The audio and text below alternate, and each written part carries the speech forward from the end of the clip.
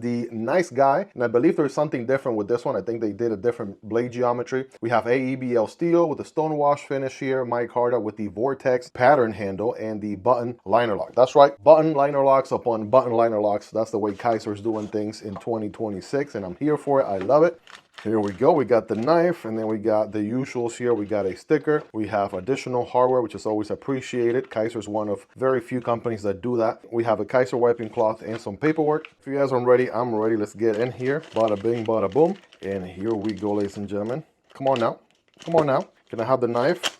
Look at this. Very satisfying unboxing, right? That is the staple of the Miguel EDC channel. But first things first, man, the first thing that really jumps at me is the vortex pattern micarta going on here.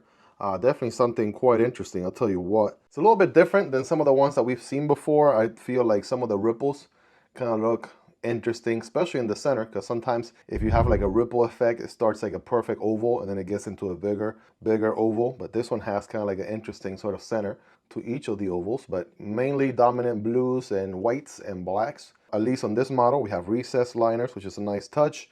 This one is the button upright liner lock, but there is a crossbar lock available, aka clutch lock. So we'll talk about variants in a moment. We have matching blue thumb studs, deep pocket carry clip, reversible on the other side for my lefties out there. And well, bam, there we go. We got the OG blade. I want to say, if I'm not mistaken, this is the original Nice Guy geometry. I know recently we looked at sort of like a sheep's foot sort of blend on the Nice Guy. They just dropped one recently last month with a different geometry. But this one has the drop point, right, with the switch. Very classy here with the flat grind stone wash finish on AEBL steel. ASO is a designer on this one, just like on the drop bear and a few other very iconic Kizer designs. And of course, we got the button upright liner lock, which is nice and very convenient. Nice and strong locking system as well. Action is going to be very, very smooth here. Thumb stud deployment, money. Reverse flick, money as well. And of course, you can deploy with the button. This is probably one of the nicest versions of the Nice Guy. Pun absolutely intended here. And it's kind of like a small, medium folder, if you would. I'm able to get a full 4-finger purchase. I can forward choke with a very nice finger choil. We have dual jimping zones, which are appreciated this day and age. I dig that. Good thickness to the blade there. I know it looks a little thinner towards the front, but that's only because of the switch going on there. Yeah, I got the reverse grip. That's nice and comfortable. Friday night gas station fighting grip with the Nice Guy. Yeah, you wouldn't do that because this is a Nice Guy, right? Nice guys don't do that.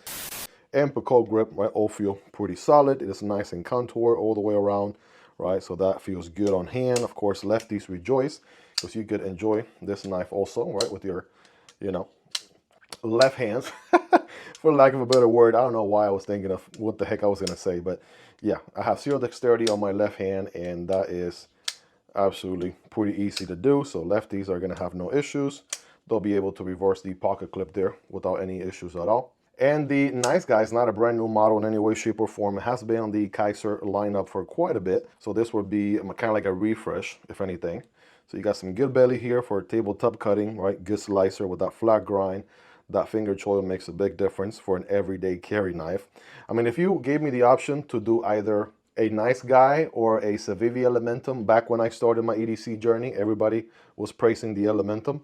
I would have picked up the Nice Guy all day. That finger choil makes a big difference. Very sort of similar drop point geometry. The only thing it doesn't have is a flat grind versus, I believe, a hollow ground on the Elementum. But other than that, I mean, very nice and comfortable. Great proportions for an everyday knife. Not a knife you're going to go out there and fight a bear with, but just, you know, everyday tasks, cutting a box here and there, unboxing some Amazon packages, things like that. You should be good to go with this guy. Now, it is available in 2 variants, at least for this June drop. There are many other variants available from previous drops as well, but this one again has the stonewash finish, and there is a satin finish version with a different micarta.